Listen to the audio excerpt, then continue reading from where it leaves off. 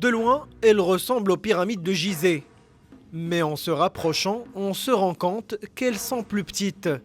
Nous sommes au Soudan, sur le site touristique de Meroé, un chef-d'œuvre architectural antique, héritage du royaume couchite et de l'ère nubienne.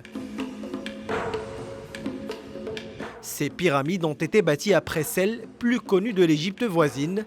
Elles se trouvent sur la rive est du Nil et remontent à plus de 2000 ans.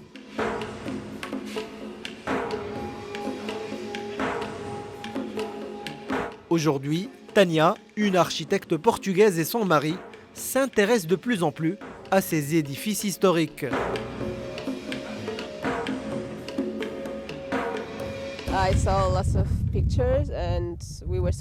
J'ai vu beaucoup de photos et comme nous dormons à proximité, nous pouvons profiter de ce fabuleux paysage le soir et le matin.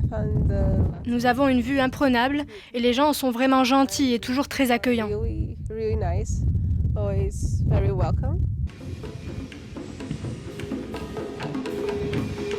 Depuis quelques mois, la destination Meroé commence à s'animer et après être longtemps restées dans l'ombre de leurs voisines égyptiennes, les pyramides soudanaises attirent de plus en plus de curieux. Pour promouvoir ce trésor architectural antique, une équipe de l'Agence nationale du tourisme y tourne un film.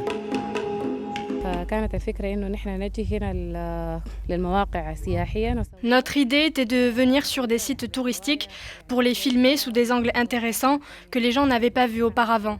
Nous les transformons ensuite en vidéos et en courts documentaires reflétant le tourisme et les sites archéologiques.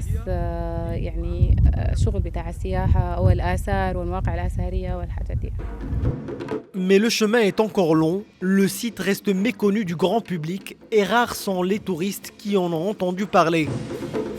Et ceux qui ont eu la chance de le découvrir semblent bluffés par le site. Je suis excité et je sens que je suis sur un site antique. C'est fantastique. Pour faire des pyramides de Meroé une attraction mondiale, les autorités soudanaises ambitionnent de développer les infrastructures routières, mais aussi les établissements hôteliers, pratiquement inexistants sur le site, qui se trouve à 200 km de la capitale. Un site désertique et aride où les vestiges archéologiques souffrent des aléas climatiques.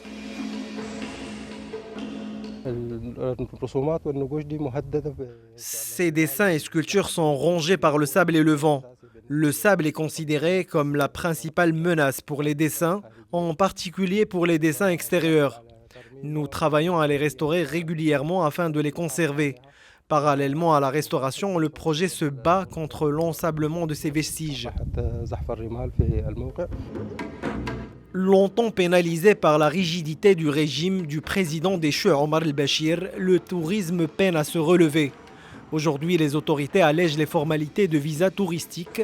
La transition veut relancer une économie moribonde en œuvrant à la redynamiser grâce aux visiteurs étrangers.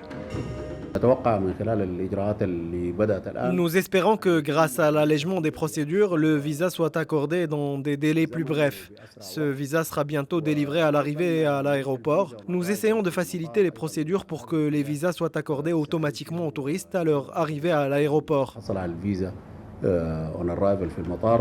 En attendant la manne touristique, les Soudanais encouragent leurs amis et proches étrangers à venir découvrir cet endroit anachronique à 200 km de Khartoum.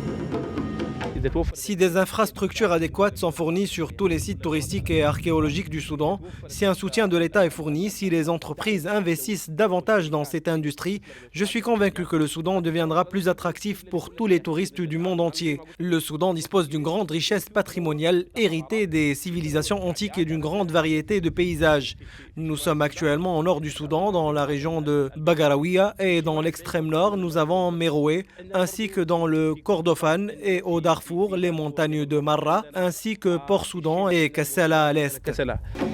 À peine 700 000 touristes ont visité les pyramides soudanaises en 2018, contre 10 millions pour leurs voisines égyptiennes, pourtant moins nombreuses. Mais le gouvernement d'Abdallah Hamdouk se dit déterminé à franchir la barre du million de visiteurs en 2021.